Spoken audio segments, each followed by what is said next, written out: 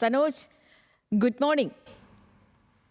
ഇന്നത്തെ ദിവസം എനിക്ക് തോന്നുന്നു ഈ പത്രങ്ങളിലും ഒക്കെ അല്ലേ ഈ മാർപ്പാപ്പയുടെ വിയോഗം ആ ഒരു സങ്കടം തന്നെയാണ്, ആ സങ്കട വാർത്ത തന്നെയാണ് അല്ലേ? അതെ അതെ സേതു, ഗുഡ് മോർണിംഗ്. പ്രേക്ഷകർക്ക് ഒരു ശുഭദിനം ആശംസിക്കുന്നു.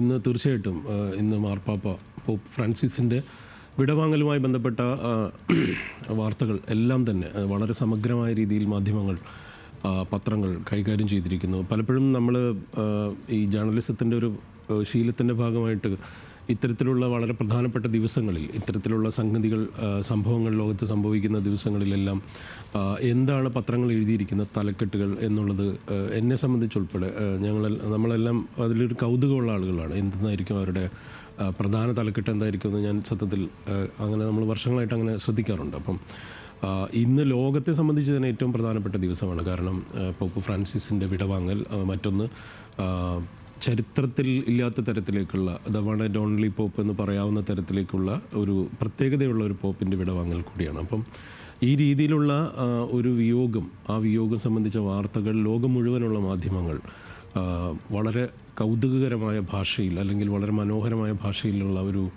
ഫെയർവെൽ കൊടുത്തിരിക്കുന്നു എന്ന് തന്നെ പറയേണ്ടി വരും. ഏതായാലും ഇന്ന് പ്രത്യേകിച്ച് ഇംഗ്ലീഷ് പത്രങ്ങളിലെ തലക്കെട്ടുകൾ ഇത്തരം ദിവസങ്ങളിൽ വളരെ ബ്യൂട്ടിഫുള്ളായിട്ട് പലപ്പോഴും സംഭവിക്കാറുണ്ട്. ഇന്നത്തെ പോപ്പിനെ സംബന്ധിച്ചിടത്തോളം ഇന്ന് നമുക്ക് ഇന്ത്യൻ എക്സ്പ്രസിൻ്റെ തലക്കെട്ടെന്ന് പറയുന്നത് അഡ്യൂ പ്രോഗ്രസീവ് പോപ്പ് എന്നാണ്. പ്രോഗ്രസീവായിട്ടുള്ള ഒരു പോപ്പ് എന്ന് പറയുന്നത് ഒരു പക്ഷേ 1300 വർഷത്തേക്ക് ചരിത്രത്തിലെ സംബന്ധിച്ച് കത്തോലിക്ക സഭയുടെ ചരിത്രത്തിൽ തന്നെ ഒരു ഡിഫറൻ്റ് ആയിട്ടുള്ള വ്യത്യസ്തനായ ഒരു ലാറ്റിൻ അമേരിക്കയിൽ നിന്നുള്ള ആദ്യത്തെ പോപ്പ് എന്നുള്ള രീതിയിൽ മറ്റ് വിഭാഗങ്ങളോട് വ്യത്യസ്തമായ അഭിപ്രായങ്ങൾ പുലർത്തിയ എല്ലാ സമൂഹങ്ങളോടും സമരസപ്പെട്ട ഒരു മതനേതാവ് എന്ന് കൂടെ അദ്ദേഹത്തെ പറയാം. അപ്പോൾ ആ രീതിയിലേക്ക് പ്രോഗ്രസീവ് പോപ്പ് എന്നാണ് അദ്ദേഹത്തെക്കുറിച്ച് ഇന്ത്യൻ എക്സ്പ്രസ് പറയുന്നത്. അതുപോലെ ടൈംസ് ഓഫ് ഇന്ത്യ പറയുന്നത് എല്ലാം ഈ പറയുന്ന ഒരു ലിബറൽ കാഴ്ചപ്പാടുള്ള പോപ്പിനെ കൃത്യമായിട്ട് പിക്ചറൈസ് ചെയ്യുന്ന പത്രങ്ങളാണ് എന്ന് തന്നെ പറയേണ്ടി വരും. ദ പീപ്പിൾസ് പോപ്പ് എന്നാണ്, ജനങ്ങളുടെ പോപ്പ്. അദ്ദേഹം വിടവാങ്ങുന്നു. ഇന്ത്യൻ എക്സ്പ്രസ് പറയുന്ന പോലെ പുരോഗമനവാദിയായ പോപ്പിന് വിട എന്ന് പറയുന്നു. അതുപോലെ ഹിന്ദു പത്രത്തെ സംബന്ധിച്ച് ഹിന്ദുവും അങ്ങനെ തന്നെയാണ് പറയുന്നത്. റിഫോമർ എന്നാണ് അദ്ദേഹത്തെ വിശേഷിപ്പിക്കുന്നത്. ഒരു റിഫോർമേഷൻ നടത്തിയ അല്ലെങ്കിൽ ഒരുപക്ഷെ വലിയ രീതിയിലുള്ള ഒരു നവോത്ഥാന പ്രവർത്തനം നടത്തിയ ആളെന്നോ പുരോഗമനവാദി എന്നൊക്കെ വിളിക്കാവുന്ന തരത്തിൽ പോപ്പ് ഫ്രാൻസിസിനെ ഹിന്ദു വിശേഷിപ്പിക്കുന്നു. ഈ രീതിയിൽ ഇംഗ്ലീഷ് പത്രങ്ങളിൽ ഇന്ന് ടെലഗ്രാഫ് ഉൾപ്പെടെയുള്ള മാധ്യമങ്ങളെല്ലാം തന്നെ ഇങ്ങനെ രസകരമായ തലക്കെട്ടുകൾ നൽകിയ ദിവസമാണ്. അതുപോലെ തന്നെ അന്താരാഷ്ട്ര മാധ്യമങ്ങളും. ഇന്ന് മലയാളത്തിൽ തിരിച്ചു വന്നാൽ നമുക്ക് മാതൃഭൂമിയുടെ ഫസ്റ്റ് പേജ് 2 പേജുകളായിട്ട് അവർ അതിൽ വലിയ തലക്കെട്ടോടുകൂടെ വാർത്തയ്ക്ക് പ്രാധാന്യം കൊടുത്തിട്ടുണ്ട്. നിത്യസ്നേഹം എന്ന് മാതൃഭൂമി എഴുതിയിരിക്കുന്നു. ഉൾപേജിൽ ഹൃദയതാരകം എന്ന് ഉൾപേജ് അതും ഒരു പ്രധാനപ്പെട്ട ഒന്നാമത്തെ പേജ് തന്നെയാണ്. 2 പേജുകൾ അങ്ങനെയാണ് കൊടുത്തിരിക്കുന്നത്. ഹൃദയതാരകം എന്ന് കൊടുത്തിരിക്കുന്നു. ഉൾപേജുകളിലെല്ലാം തന്നെ ഇന്ന് പോപ്പ് ഫ്രാൻസിസ് നിറഞ്ഞു നിൽക്കുകയാണ്. മലയാള മനോരമ സ്വർഗതാരകം എന്ന് മലയാള മനോരമ എഴുതിയിരിക്കുന്നു. ഉള്ളിൽ കനിവാർന്ന കാലമേ വിട എന്ന് മലയാള മനോരമ എഴുതിയിരിക്കുന്നു. ഇതുമായി ബന്ധപ്പെട്ട് ഇതിൻ്റെ മറ്റ് വാർത്തകൾ എന്തൊക്കെയാണ്, അദ്ദേഹത്തെ ഓർക്കുന്ന മനുഷ്യർ, ആ സ്മരണകളെല്ലാം തന്നെ അവിടെ നിന്നുള്ള മറ്റു വിവരങ്ങളെല്ലാം വളരെ സമഗ്രമായ രീതിയിൽ മാധ്യമങ്ങൾ ഇന്ന് കൈകാര്യം ചെയ്തിരിക്കുന്നു. നയിക്കാൻ പിറന്ന് നന്മയിൽ വളർന്ന് എന്ന് മലയാള മനോരമ ഉൾപേജിൽ 9-ാം പേജിൽ എഴുതിയിട്ടുണ്ട്. ഓരോ കാര്യത്തിലും ഈ പ്രത്യാശയുടെ പിതാവ് എന്ന് എഴുതിയിരിക്കുന്നു. ഓരോ വിഷയങ്ങളിലും ലോകത്ത് നടക്കുന്ന മാറ്റങ്ങളിലും പല ധാരയിൽപ്പെട്ട മനുഷ്യരെയും എല്ലാം എങ്ങനെയായിരുന്നു അദ്ദേഹം നോക്കിക്കണ്ടത്, ഇടപെട്ടത് എന്നുള്ളതിൻ്റെ ഒരു സാക്ഷ്യം, ഒരു ചരിത്ര സാക്ഷ്യം എന്ന് വേണമെങ്കിൽ ഇന്നത്തെ പത്രങ്ങളെ നമുക്ക് അതിനെ ഓർക്കുന്ന പത്രങ്ങളായിട്ട് തന്നെ വിശേഷിപ്പിക്കാം. ദേശാഭിമാനി എഴുതിയിരിക്കുന്നത് നിത്യപ്രചോദനം എന്നാണ്. ദേശാഭിമാനിയുടെ തലക്കെട്ട് നിത്യപ്രചോദനം എന്നാണ്. അതുപോലെ മാധ്യമം ഹൃദയങ്ങളിൽ എന്നാണ് മാധ്യമം എഴുതിയിരിക്കുന്നത്.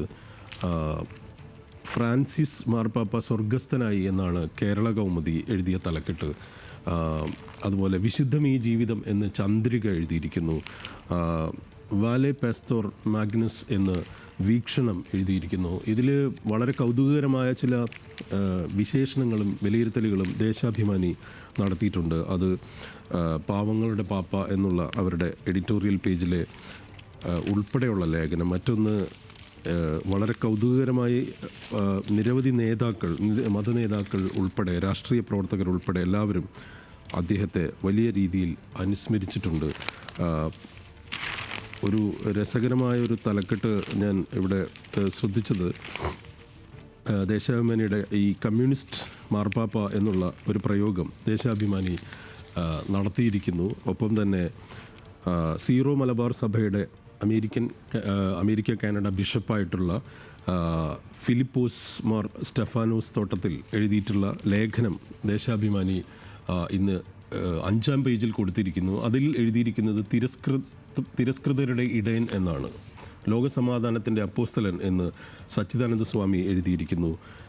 കമ്മ്യൂണിസ്റ്റ് മാർപ്പാപ്പ എന്ന് എഴുതിയിരിക്കുന്നു. ഈ രീതിയിൽ പല രീതിയിൽ ഭിന്നമായ രീതിയിൽ ലോകത്തെ ഒരുപക്ഷെ ഒരു മാർപ്പാപ്പയ്ക്കും ലഭിക്കാത്ത തരത്തിലേക്കുള്ള സ്വീകാര്യതയും സ്നേഹവും അദ്ദേഹത്തിൻ്റെ വിടവാങ്ങലിലും അദ്ദേഹം ജീവിച്ചിരുന്ന കാലയളവിലും എല്ലാം തന്നെ ലോകത്തെ മാധ്യമങ്ങളായാലും വിശ്വാസ സമൂഹമായാലും പുരോഗമന മറ്റ് പ്രസ്ഥാനങ്ങളായാലും എല്ലാം മാർപ്പാപ്പയ്ക്ക് നൽകിയെന്ന് നമുക്ക് ഒരുപക്ഷെ ഇന്നത്തെ പത്രങ്ങൾ എടുത്ത് പരിശോധിച്ചാൽ മനസ്സിലാകുമെന്ന് എനിക്ക് തോന്നുന്നു.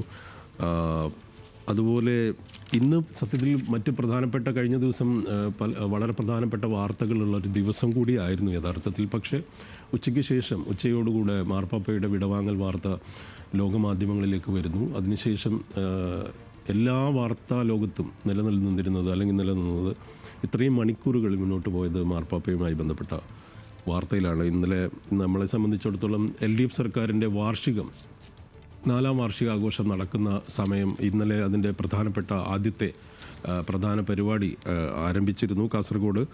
ഇന്ന് വയനാട്ടിൽ നടക്കുന്നു. അപ്പോൾ ഇന്നലെ ദേശാഭിമാനി അടക്കം അല്ലെങ്കിൽ മാതൃഭൂമി അടക്കം ആ വാർത്തകൾ കൊടുത്തിട്ടുണ്ട്. മാതൃഭൂമിയുടെ 1-ാം പേജിൽ ആ വാർത്തയുണ്ട്. സർക്കാരിൻ്റെ വാർഷികവുമായി ബന്ധപ്പെട്ട് വാർത്തയും മുഖ്യമന്ത്രി ഉൾപ്പെടെയുള്ളവർ ആ വേദിയിലേക്ക് കടന്നു വരുന്ന വാർത്തയും ഉണ്ട്. അതുപോലെ തന്നെ അമേരിക്കൻ വൈസ് പ്രസിഡൻറ്റിൻ്റെ ഇന്ത്യ സന്ദർശനവുമായി ബന്ധപ്പെട്ട വാർത്തകൾ വളരെ പ്രധാനപ്പെട്ട ഒരു ദിവസമായിരുന്നു. യഥാർത്ഥത്തിൽ ഈ പോപ്പ് ഫ്രാൻസിസിൻ്റെ ഒരു സംഭവം നടന്നില്ലായിരുന്നെങ്കിൽ വളരെ പ്രധാനപ്പെട്ട വാർത്തയാവേണ്ട ചില കാര്യങ്ങളൊന്ന് JD വാൻസിൻ്റെ സന്ദർശനമായിരുന്നു. ഇന്നത് ഹിന്ദു ഈ പറയുന്ന ഇരു രാജ്യങ്ങളും തമ്മിലുള്ള വ്യാപാര കരാറുമായി ബന്ധപ്പെട്ട വളരെ സുപ്രധാനമായ ഒരു സന്ദർശനം എന്ന തരത്തിൽ ഇതിൻ്റെ ബൈലാറ്ററൽ ട്രേഡ് ടോക്സിനെ കുറിച്ചുള്ള ഹിന്ദുവിൻ്റെ വാർത്ത 1-ാം പേജിലുണ്ട്.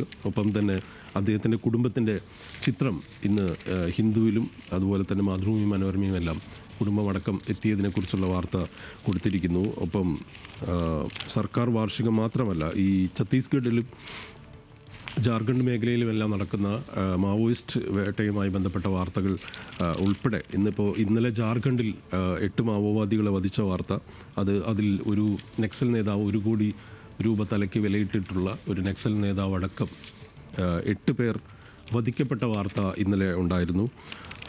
JD വാൻസ് ഉണ്ടായിരുന്നു, സർക്കാർ വാർഷികമുണ്ടായിരുന്നു. ഒപ്പം തന്നെ കേരളത്തിൽ നിന്നുള്ള മറ്റു വാർത്തകൾ എല്ലാം ഉള്ള ദിവസമായിരുന്നു. സ്പോർട്സിൽ വളരെ പ്രധാനപ്പെട്ട ക്രിക്കറ്റുമായി ബന്ധപ്പെട്ടെല്ലാം പ്രധാനപ്പെട്ട വാർത്തകളുള്ള ദിവസമായിരുന്നു. പക്ഷേ എല്ലാം തന്നെ നമുക്ക് ഈ പറഞ്ഞ പോലെ പോപ്പിൻ്റെ വാർത്തയിലേക്ക് പോയിട്ടുണ്ട്. ഇന്നലെ ഗുജറാത്ത് അതായത് ശുഭ്മാൻ ഗില്ലിൻ്റെ പെർഫോമൻസിനെ കുറിച്ച് ഇന്നലത്തെ പെർഫോമൻസിനെ കുറിച്ച് ഇന്ന് മാതൃഭൂമിയുടെ സ്പോർട്സ് പേജിൽ കാണാം, ഗില്ലാട്ടം എന്ന് പറഞ്ഞുകൊണ്ട്. ഇത്തരത്തിൽ അതുപോലെ തന്നെ മാതൃഭൂമി പന്തിനെ സ്നേഹിച്ച പാപ്പ എന്ന പേരിൽ PJ ജോസിൻ്റെ ഒരു രസകരമായ കൗതുകരമായിട്ടുള്ളൊരു സൈഡ് സ്റ്റോറി മാതൃഭൂമി കൊടുത്തിരിക്കുന്നു.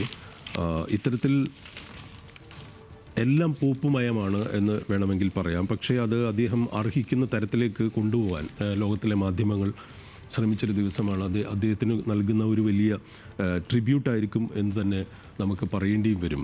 സേതു, ഏതായാലും ഇന്ന് മറ്റു വാർത്തകൾ സംഭവിക്കാനുള്ള ദിവസമാണ്. വയനാട്ടിലെ പുനരധിവാസവുമായി ബന്ധപ്പെട്ട് വീടുകളുടെ കൈമാറ്റവുമായി ബന്ധപ്പെട്ടുള്ള വളരെ സന്തോഷകരമായ കാര്യങ്ങളുണ്ട്. സർക്കാരിൻ്റെ വാർഷികാഘോഷങ്ങളുടെ വയനാട്ടിലെ ചടങ്ങുണ്ട്. അതുപോലുള്ള മറ്റ് പ്രധാനപ്പെട്ട വാർത്തകളുള്ള ദിവസമാണ്. ഒപ്പം മാർപ്പാപ്പയുടെ വിയോഗ ചടങ്ങ്, അതിൻ്റെ മറ്റ് അപ്ഡേറ്റുകൾ വരുന്ന ദിവസം കൂടിയാണ്. ഏതായാലും നമുക്ക് മറ്റു വാർത്തകളെ കാത്തിരുന്ന് കാണാം.